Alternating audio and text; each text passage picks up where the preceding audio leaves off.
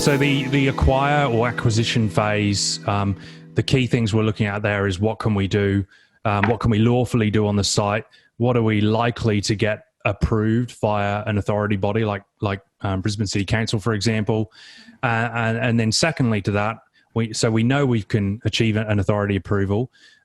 We know a reasonable design outcome for the site, but then does it actually stack up in the first place?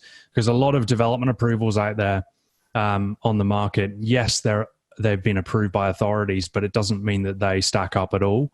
The highest and best use in a lot of cases is as is, just a tenanted asset. So in the acquire phase, we like to churn the numbers, and that churning the numbers started off understanding what we could fit on a site in terms of using, a level of design expertise and architecture, and using that sort of methodology to say how many units can we fit on, what's the net lettable area, how many car parks can we achieve that many car parks on this site.